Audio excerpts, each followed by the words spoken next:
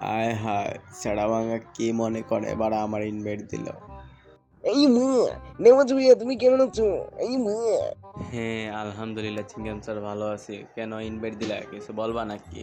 নেওয়াজ ভাইয়া তোমাকে একটা কারণে আমি ইনভাইট দিছি। এই মা, আদি ভাই আমার সাথে অনেক খারাপ ব্যবহার করছে। এই মা, নেওয়াজ ভাইয়া তুমি কিছু ওকে বলবা?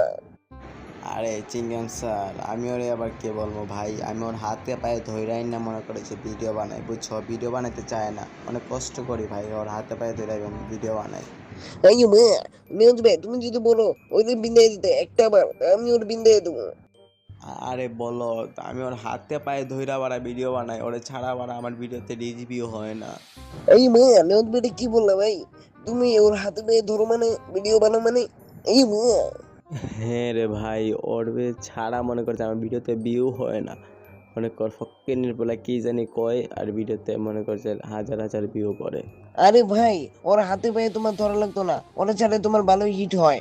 তুমি দেখে নিও, তোমার এই ভিডিওতে 1 মিলিয়ন ভিউজ আসবে, তুমি দেখে নিও।